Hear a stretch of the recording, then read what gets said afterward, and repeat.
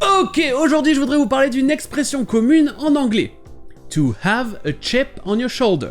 Littéralement, on pourrait le traduire par avoir un jeton sur votre épaule. Bien sûr, ça ne veut pas dire grand chose.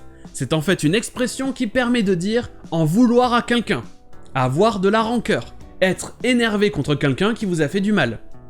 Don't give them a reason to say to the press you have a chip on your shoulder. Will you do that for me? I don't have a chip on my shoulder.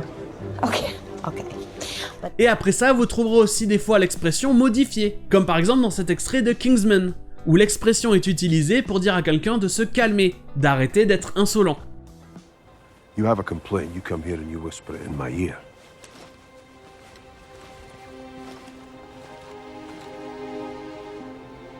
You need to take that chip off your shoulder.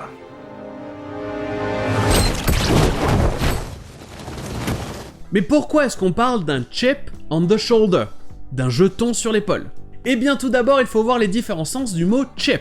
Comme je l'ai dit, chip ça peut être simplement un jeton, comme par exemple un jeton de casino. Ou alors chip ça peut être aussi une puce informatique. Mais ça va aussi avoir un sens plus intriguant. Imaginez que vous êtes en train de casser un objet, et qu'un petit morceau de cet objet tombe. Eh bien chip ça peut être ce petit bout ou morceau qui est tombé, ou alors une faille ou un trou dans l'objet.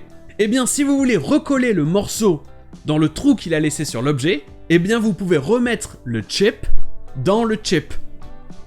Et je trouve ça marrant. Et d'ailleurs c'est de ce sens de morceau que l'on trouve chips, des tranches de pommes de terre. Whatever, man. You want some salsa for that chip on your shoulder? Et même si personne n'est sûr de l'origine exacte de cette expression, toutes les hypothèses ont un rapport avec des wood chips, c'est-à-dire des bouts de bois ou des copeaux de bois. Et celle qui à mon avis a le plus de rapport avec le sens de l'expression, c'est qu'à une époque, quand deux enfants voulaient se battre, l'un d'eux posait un bout de bois sur son épaule et l'autre devait le faire tomber. Donc cet enfant avait a wood chip on the shoulder, un bout de bois sur l'épaule. Et de là on aurait eu l'expression to have a chip on the shoulder pour dire en vouloir à quelqu'un. Dame, my guess is you didn't come from money, and your school friends never let you forget it. Which means you were at that school by the grace of someone else's charity, hence the chip on your shoulder. Et voilà pour cette expression, et je vous dis à demain!